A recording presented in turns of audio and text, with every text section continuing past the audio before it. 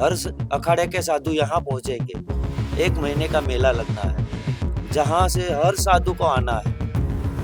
कौन सा भी अखाड़ा हो वो साधु यहाँ आएंगे। शाही स्नान बोला जाता है, जो हर साल में नहीं लगता है। महापंचमी के दिन यहाँ 5 बार स्नान होता है और 5 बार स्नान होने के बाद अपना अंतिम क्रिया फूल उसको छोड़ा जाता है। यानी कि दिल्ली से आए बड़े बड़े साधु जो है वो अपने आप में तय करते हैं कि आज अपना शाही स्नान आज निकलेगा, आज तुम्हारा निकलेगा, कल उनका निकलेगा।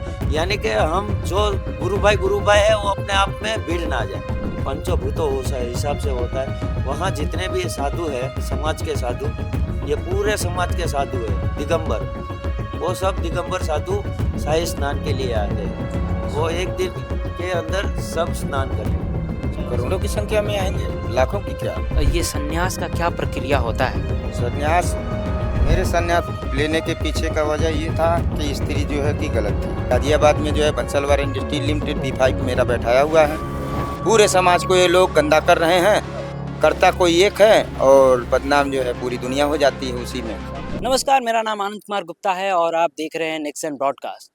फिलहाल अभी हम प्रयागराज में हैं और प्रयागराज के यमुना के तट के किनारे पे मौजूद है और हमारी मौजूदगी यहाँ पे आज सुबह से है और हम सुबह से ये ऑब्जर्व कर रहे हैं और देख रहे हैं कि यहाँ पे पर्यटक लगातार आ रहे हैं, क्योंकि यहाँ पे अभी तक कहा जाए तो अभी कुंभ का जो मेला है अभी शुरू भी नहीं हुआ है। और इस बार महाकुंभ नहीं, इस बार कुंभ है, क्योंकि बहुत सारे लोग पिछली वीडियो को लगातार स्क्रॉल कर रहे हैं कि इस बार भी महाकुंभ महाकुंभ। तो हम सोचे कि क्यों नहीं इस वीडियो का पड़ताल करते हैं और जानने की कोशिश करते हैं कि इस बार कुंभ में क्या खास है और इस बार कुंभ में क्या खास होने वाला है, किस तरीके से लोगों को सुविधाएं मिलने वाली हैं और लोग यहाँ पे आएंगे तो कहाँ ठहरेंगे। सभी चीज़ का अपडेट हम लगातार आपको देते रहेंगे। तब तक के लिए बने रहे हमारे साथ नेक्सन ब्रॉडकास्ट के साथ। आइए हम आपको लेकर चलते हैं। कुछ बाबा लोग मिल गए हमें, हम उनसे बात कर लेंगे और जानने की कोशिश करेंगे कि ये कुंभ का उत्पत्ति हुआ कैसे, कुंभ को इतना पवित्र क्यों माना जाता है और लोग कुंभ में नहाने के लिए, कुंभ स्नान के लिए क्यों आते हैं। सभी क्वेश्चनों का जो भी आपके मन में जिज्ञासा है उसको जानने की जरूर कोशिश करेंगे। और अगर आपके मन में भी कोई ऐसा क्वेश्चन है जो हम नहीं पूछ पा रहे हैं या हमारे नॉलेज में नहीं है तो आप कमेंट बॉक्स में लिख सकते हैं, हम अगली बार उस क्वेश्चन को जरूर रखेंगे। आइए हम लेकर चलते हैं, आइए और बाबा से मिलेंगे और बात करेंगे कि क्या है इस बार खास कुंभ में। बाबा जी, एक सबसे पहले आपका बहुत बहुत स्वागत है हमारे चैनल में। बताइए। बाबा, आप पहले ये बताइए कि आप कुंभ में कब से यहाँ पे हैं? हमको 1 महीने हुआ आए हुए यहाँ, ठीक है। और माघ मेला लगने वाला है जी जी तो दुनिया यहाँ आती है अपनी माँ के जो है गोद में। जी जी। तो हम भी अपनी माँ से बहुत प्यार करते हैं, तो इसलिए बाप बेटे का जो है, माँ बेटे का मिलन हो, जी जी। माँ भी खुश रहे, बेटा भी खुश हो जाए। बाबा, एक बात हम जानना चाहेंगे हाँ। कि जैसे कुंभ का उत्पत्ति कैसे हुआ है? अब गुरु महाराज बैठे हुए, हम सबसे अच्छा अच्छा, एक बात छोड़िए। अच्छा, पिछली बार महाकुंभ था हाँ, और इस बार कुंभ में क्या खास होने वाला है? कुछ गड़बड़ियाँ उस कुंभ में हो गई थी, ठीक है। कुछ कमियां थी, कुछ भोलेनाथ की हो सकता है सहयोग रहा हो, जी जी। जिसकी वजह से ऐसा हुआ। लेकिन इस बार ऐसा कुछ होने वाला नहीं है, क्योंकि हमारे देश के शासन जो है, हमारे माननीय योगी जी काफ़ी चर्चे में हैं। अच्छा अच्छा। और हमारा मानना है हो सकता है आने वाले समय में प्रधानमंत्री ही बने। जी जी। देखिए, हम बाबा आपसे हमारा एक और सवाल रहेगा। जैसे कि लोग पिछली बार कुंभ में कहा जा रहा था कि ये महाकुंभ जो है लगभग 145 वर्षों बाद आया है, तो 144-45 वर्षों बाद आया है। तो कोई इसमें झूठ भी नहीं है, सत्य अच्छा, है। ऐसा क्या संयोग बनता है कि वो महाकुंभ आया था? ऐसा क्या संयोग था? ऐसा संयोग इसीलिए हाँ बाबा, आप होता है बताइए।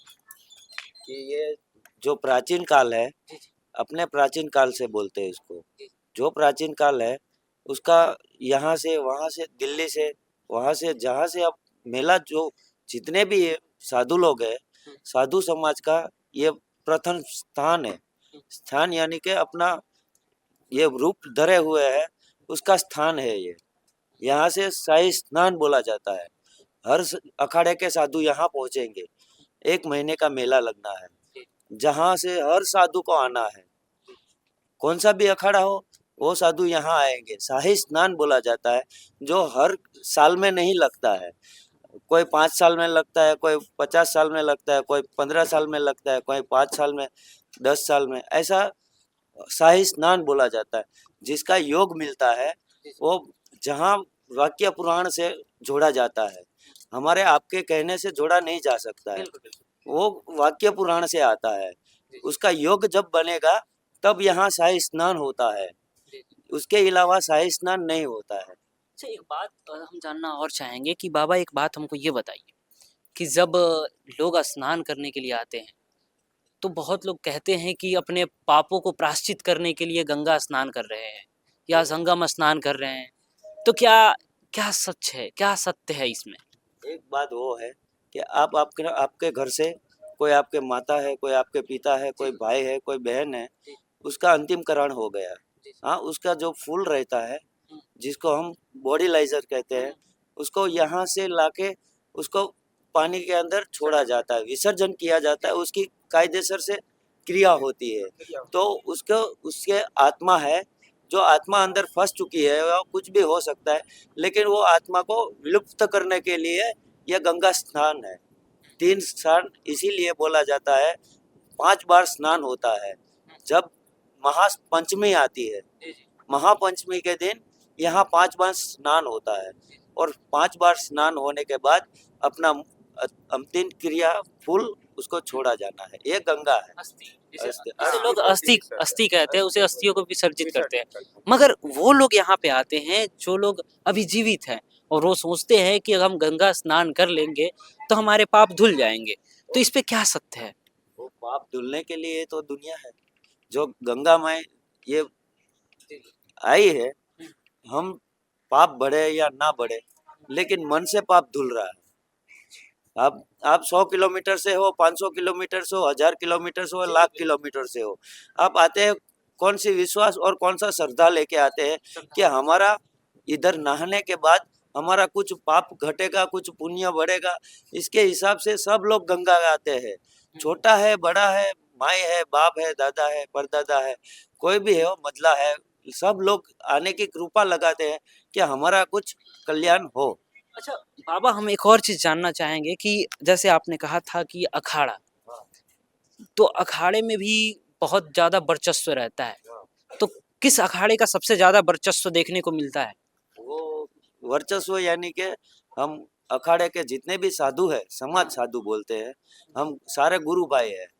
हमारे सारा गुरु भाई के अंदर वो नहीं आता है कि कौन बड़ा कौन छोटा, उससे उससे कोई दिक्कत बाबा जैसे देखिए, जैसे महाकुंभ में था कि सबसे पहले जैसे साधु लोगों का अखाड़ा होता है तो सबसे पहला स्नान कौन से अखाड़े के लोग करेंगे उसका जैसे डिसाइड होता है ना आप लोगों का। तो मैं वो जानना चाहता हूँ, वो जब पहला स्नान किनको मिलता है? साधु समाज जब एकत्रित इकट्ठा होते हैं, तब उसके अंदर जो हमारे छड़ीकरण बोलते हैं गुरु भाई, दादा भाई बोलते हैं उसको, वो छड़ी बोलते हैं, छड़ी वाले, वो कोतवाल साहब बोलते हैं उसको। वो अपने आप सब नक्की होता है, यानी कि दिल्ली से आए बड़े बड़े साधु जो है, वो अपने आप में तय करते हैं कि आज अपना शाही स्नान आज निकलेगा, आज तुम्हारा निकलेगा, कल उनका निकलेगा। यानी कि हम जो गुरु भाई है, वो अपने आप में भीड़ ना जाए, वो ज्यादा भीड़ ना लगे। अभी तो 1 नंबर निकला, 2 नंबर निकला, ऐसा कुछ नहीं है। थोड़े थोड़े निकलेंगे तो और पब्लिक को कोई परेशानी ना होगी, ना किसी को परेशानी, ना किसी को दिक्कत ना हो। जब इतने सारे साधु लोग हम जमा हो गए और एक साथ में निकलेंगे तो पब्लिक, ये दुकानदार कोई भी है, कहाँ जाएंगे? उसके हिसाब से अच्छा टुकड़े टुकड़े करके हम टुकड़े टुकड़े होके गुरु भाई शाही स्नान बोलते हैं उसको। तो बाबा जैसे एक और मेरे मन में प्रश्न उत्पन्न हो रहा है, हम उसे भी जानने की कोशिश करेंगे कि जैसे कि जो कुंभ का स्नान होने वाला है वो 3 जनवरी से शुरू हो जाएगा, और ये इसे कितने चरणों में बांटा गया है? वो चरणों के हिसाब से, यानी कि सबसे पवित्र स्नान कब कब को किसको माना जाता है? यहाँ जो पहला स्नान होता है हम्म। वो पंचों पंचों के हिसाब से होता है, पंचभूतों के हिसाब से। पंचभूतों हिसाब से होता है। वहाँ जितने भी साधु है, समाज के साधु, ये पूरे समाज के साधु है, दिगंबर, वो सब दिगंबर साधु शाही स्नान के लिए आते हैं। वो एक दिन के अंदर सब स्नान करेंगे, अच्छा वो शाही स्नान बोला जाता है। अच्छा। शाही स्नान यानी कि एक दिन सब जो गुरु भाई सब एक इकट्ठा होके सब नहाने के लिए जमा होते हैं। अच्छा ऐसे देखा जाए तो अभी उतने अत्यधिक पर्याप्त मात्रा में तो यहाँ पे पर्यटक नहीं आए हुए हैं, मगर आपके हिसाब से जैसे क्योंकि आप तो 1 महीने से यहाँ पे आप लोग हैं, तो लगभग कहा जाए तो 3 तारीख 3 जनवरी से जो कुंभ का मेला जब स्टार्ट हो जा रहा है, माघ मेला जब स्टार्ट हो जाएगा, तो यहाँ पे भीड़ तो जमावड़ा स्टार्ट हो जाएगा। और इस बार का उम्मीद क्या किया जा सकता है? लगभग लाखों की संख्या में लोग आएंगे। लाखों क्या करोड़ों की संख्या में आ करोड़ों की संख्या में आएंगे, लाखों की क्या। सकते हैं। लाखों में तो जो साधु अपनी माँ से समाज प्रेम आएगा। करता है हम्म, वो बेचैन हो जाएगा क्योंकि मेला आ गया है, ठीक है। तो भीड़ जो है कम होने की कोई चांसेस नहीं है। अच्छा भीड़ बढ़ सकती है, भीड़ कम नहीं होगी। अच्छा। एक बाबा हमारा सबसे हटके क्वेश्चन रहेगा, आपके जीवन शैली से रहेगा।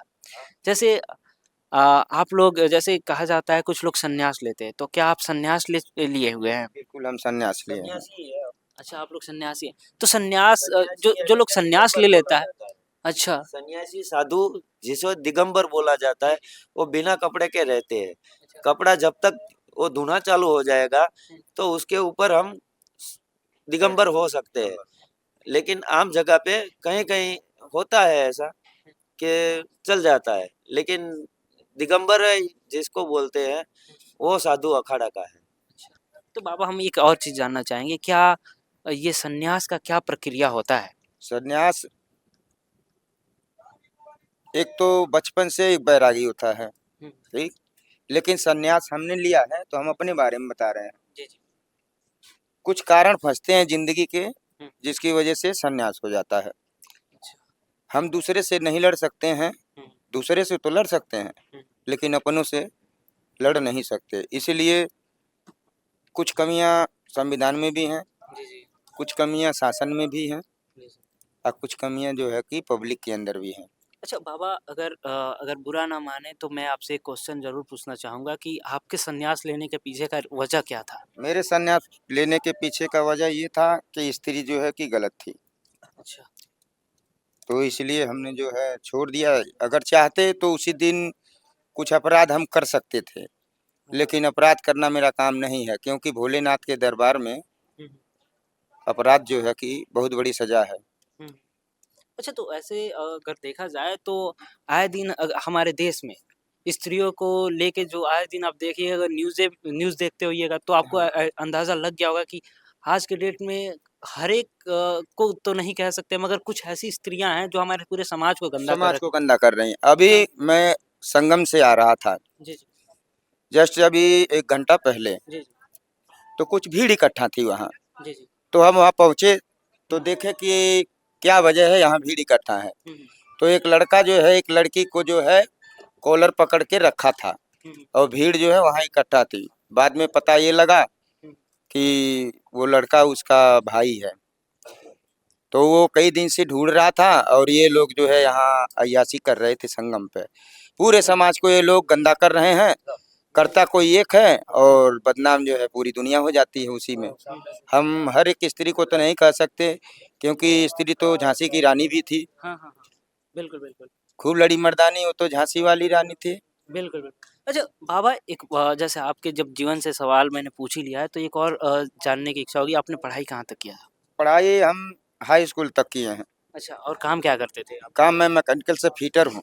अच्छा, तो अब संन्यास ले लिया, आपको संन्यास लिए हुए कितने समय हो गए? संन्यास लिए जिस दिन उन्होंने गंदा काम कर दिया उसी दिन हम जो है घर छोड़ के निकल गए थे। हम्म, 7 साल हो गए हैं। बाकी उससे पहले हमने बड़ी अच्छी अच्छी कंपनियां बैठाई थी। हम्म, गाजियाबाद में जो है बंसलवार इंडस्ट्री लिमिटेड B5 मेरा बैठाया हुआ है। फिर जो है नारायणी स्टील जो है जीतपुर सिमरा नेपाल में है, और जीतपुर सिमरा जो है नेपाल में जगदम्बा स्टील भी है। तो ये 3 प्लांट हमने बैठाए थे जी जी अपने जीवन में। मैं एक्सरे से बिल्डर भी हूँ। जी जी और मैं लेथ मशीन का कारीगर भी हूँ जी जी। और लैब का थोड़ा बहुत जानकार भी हूँ। अच्छा, तो बाबा अगर जैसे आपके बच्चे भी थे या बच्चे शादी हैं। की? हाँ, बच्चे हैं। बच्चे हैं। अब बच्चे का देखभाल कौन कर रहा है? बच्चे का देखभाल जब हमने शासन से अपने बच्चे की मांग की तो शासन ने निराश लौटा दिया। अच्छा वो बोला कि स्त्री की इच्छा है, वो जो चाहेगी वो करेगी। अच्छा। तो हम वहाँ से निराश आए, फिर न्यायालय का दरवाजा खटखटाए। हाँ हाँ। तो न्यायालय में जज साहब ने ये कह दिया कि बेटी की कस्टडी जो है बाप की नहीं बनती है। तो अच्छा ऐसा क्यों? अच्छा। हम पूछना चाहते हैं संविधान में जी जी। कि बाप की कस्टडी क्यों नहीं बनती है? माँ की ही क्यों बनती है? बाप ने नहीं पैदा किया? क्या उसको खिलाया नहीं, कि उसको पहनाया नहीं, पढ़ाया नहीं? हम्म। तो आपके संन्यास लेने का पीछे का रीजन ये था। बिल्कुल यही है। तो आइए हम आपको कुंभ से जुड़े हर एक अपडेट देते रहेंगे और आपको हर रोज कोई ना कोई नए एक कहानियां जोड़ के रखेंगे। तब तक के लिए बने रहे नेक्स्ट जेन ब्रॉडकास्ट के साथ, क्योंकि यहाँ खबरों का सिलसिला कभी नहीं थमता।